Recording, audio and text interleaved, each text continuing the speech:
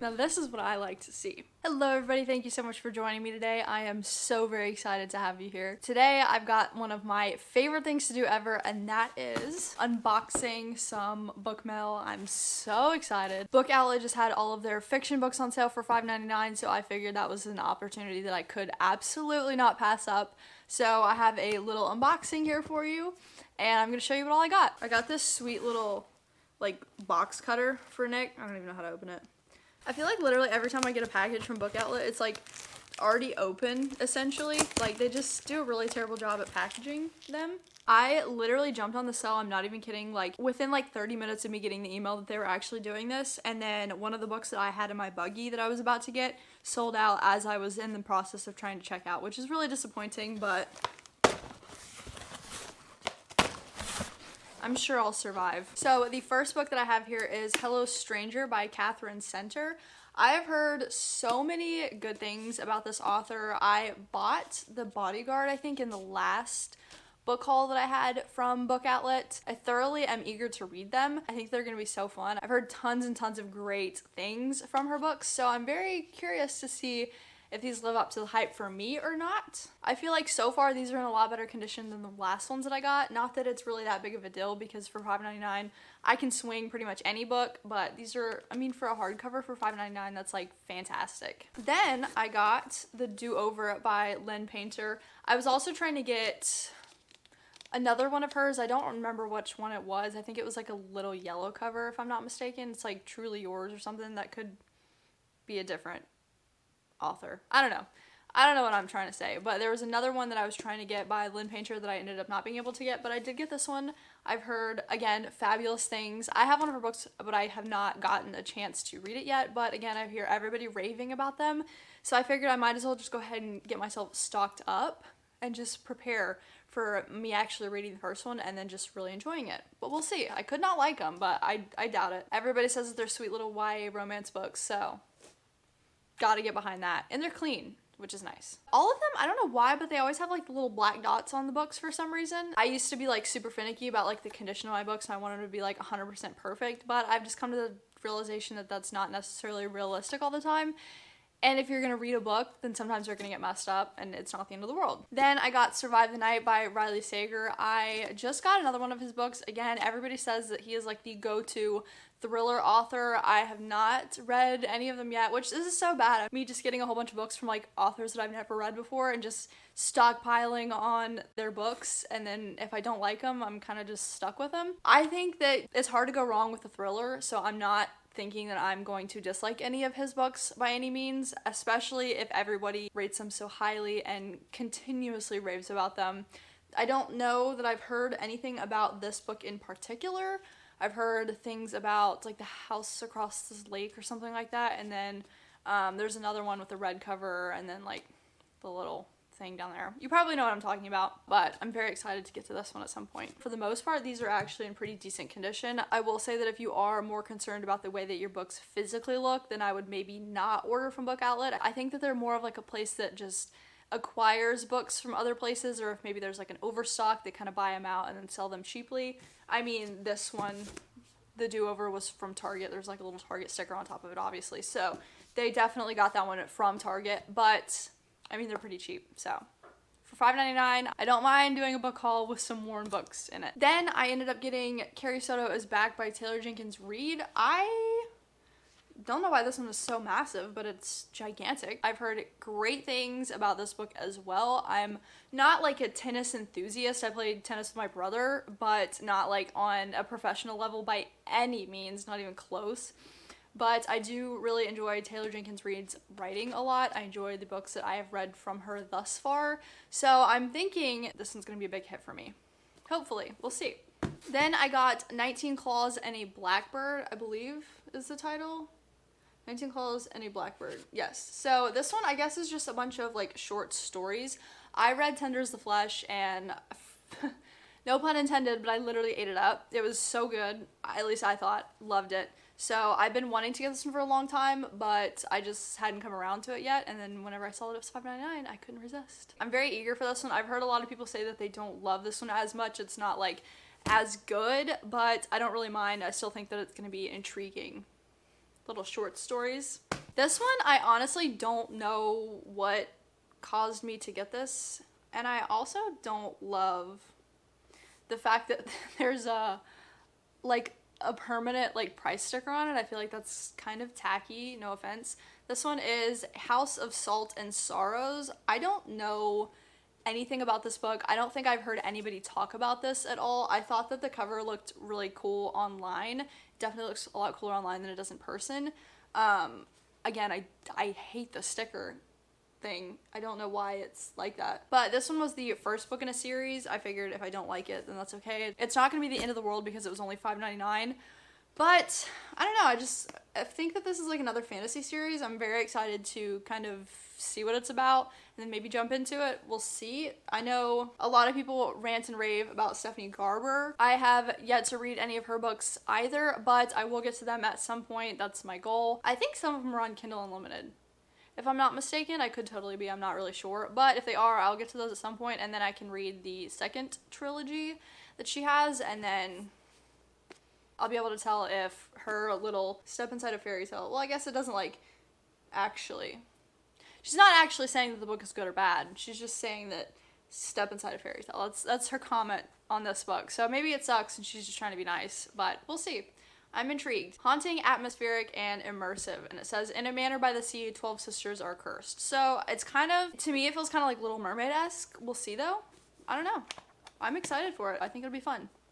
This one, I don't know anything about this. I've never heard about it a day in my life. I literally just thought that the cover looked super cute, and then I read it and I was like, okay, this could be like kind of different. This kind of gives me Taylor Jenkins Reid vibes, like in a way. Like it seems very just literary fiction, not like anything crazy. I don't know what I'm talking about, honestly. But this one is A Cigarette Lit Backwards. Again, literally not the slightest idea. I don't know anything about this. But I'll get to it at some point, and I'll let you know what I think. I just think it looks cute. I just think the cover looks so cool. Buying books based off of their cover. That's probably something that I should not do, but I do. Then I have Murder in the Family. I have heard that this is like one of these books that you're trying to figure out who did it, like before the end of the book is up. So that's really intriguing to me. I kind of want to do that. I'm really big on trying to guess the end or the plot twists of thriller books before I actually get to them. And that's kind of like my biggest claim to fame. Like whenever I can guess a thriller book, I just feel really smart. 9 times out of 10, I can't really guess them. But a lot of times I do kind of have a suspicion that that's kind of the direction that we were going to go in. So we'll see if I can actually solve this one. I don't actually know what it's about other than a murder, and I'm assuming it's going to be in the family, but other than that I'm not too sure. But I'm really eager to see what this is all about. There's a lot of like different odd pages in this, I think, and the formatting of this looks really interesting. It's almost like a script kind of. They have just like if you've read Daisy Jones and the Six, I think that the way that this is kind of written out kind of reminds me of that same format, whereas the individual people that are speaking and then what they say and then like moves on to the next. So that'll be fun. Different formatting for sure. You can see just kind of like throughout the book there's little like news articles and just different little tidbits of stuff here and there, just information for you to use to solve the case. So I'm very intrigued. This is definitely going to be something a lot different than I'm used to, but we'll see if I can figure it out because that's right up my alley for sure. This one was definitely more of an obscure purchase for me. I don't necessarily think that I'm going to be getting to it anytime soon, but I did get it by Stephen King. Nick and I were in the bookstore the other day and he like brought it up and he showed it to me and I was like, yeah, you know, that book is just like that thick. And he's like, I've never seen like a book that big. Like that's crazy.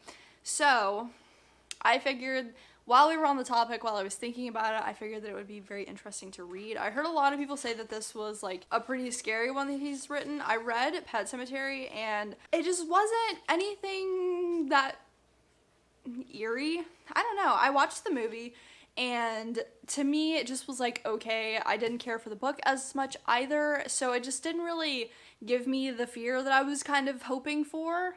I don't know. I've not read, to my knowledge yet, a scary horror book. I've never read one that actually scares me at all, so maybe this one will. Who knows? The movie is definitely creepy. It's not like scary to me, I guess, but we'll see if I think differently of the book when I get to it. I think this one said it was like 1,100 pages. I literally just looked and now I can't remember. Yeah, so this is 1121, and I don't even think this is the last page, so very, very intimidating, but I'm kind of excited. I think this would be fun. I think this would be cool to say, like, yeah, I actually read this book, and especially, like, if I actually enjoy it. But who knows? We'll see. And then, lastly, I have Yours Truly by Abby Jimenez. I have a couple other books by Abby Jimenez. Again, I've not read them yet, but they said that they were part of a series, and I believe that you can read the books out of order if you choose to. I have the second and the third one, but I don't have the first one. And everybody says that this one is a lot better than any of the books that are in this series. And this is the one that I think I was originally trying to get so I could read this first by her, but I ended up not getting this one first, and I think that I thought that the other ones were this one, but they weren't. I don't know. I don't remember what the deal is with that, but I ended up finally getting this one. I was very excited to get this. This is the one that I think that I said was the Lynn Painter book that I was trying to get. So now I don't remember what that other one was. I know it was an orange cover. That I do know. But oh well, I can always get it some other time. But I have heard that she has very beautiful writing, and I'm curious to just see for myself. I don't know, I'm just trying to branch out. I'm trying to do something a little bit different. I feel like the romance books that I end up reading are just not, I don't know. I really don't know what I'm trying to say, but I just like, I want to try something different in the romance section. I've just finished up reading like my dark romance books for a week. Oh my gosh, that was an absolute trip. But it's kind of difficult for me to find good romances that I do really enjoy. Obviously, like, you know, you get a little giddy with them, but they're not anything that, like, I'm just super, super into and that, like, really just have me thinking about them for long periods of time after I finish. Other than If You Would Have Been With Me, that's the only book that I think that I've just genuinely thought about consistently since I finished it, romance-wise. So I don't know. I'm definitely trying to branch out a little bit, trying to do some more romance digging, see what other books are out there. So this is part of that digging, and we'll see if I enjoy this one. Who knows? I could absolutely not like any of her books. I could just not like books in general, and I could just be like thinking that I do, and I really don't. Because I have not been giving a lot of books very high ratings here recently. I think I gave maybe one book a 4-star within the past 2 months, and the rest have just been like 2s and 3s, which is not very good. But anyways, oh well. Now obviously this is not like a super, super crazy book haul by any means. I just got a few books to tide myself over while they were on sale, which is very exciting. But these are all the books that I ended up grabbing this time. Now I'm gonna have to figure out how to put all these on my bookshelf because I already don't have any room. Oops. Maybe we'll do a video together where I actually go through my bookshelf and try to put all these away and just reorganize it a little bit, because that's something that I very desperately need to do. But these are all the books that I got from Book Outlet. This is not sponsored or anything, but if you are interested in checking them out, I will leave like a link below. They always have very, very inexpensive books on there. I don't think I've seen one that's over $10, to be honest, but I also don't look very hard. I only look at the ones that are $5.99. when they go on sale. But these are all the books that I ended up picking up. Let me know if you've read any of these. Let me know what your thoughts were. Let me know, especially these ones that like I've never even heard of. Like I think these two, I've never heard a single thing about them. I literally don't know anything about them, really. So I'm kind of curious. But let me know your thoughts on all these. Let me know if I did a good job, if this is a good haul, if I picked the good books, if I picked the not so good books. I just want to hear your opinions and your thoughts. But that's all I got for you today. I hope you have a fabulous rest of your week, and I hopefully will get to see you in the next one. See ya.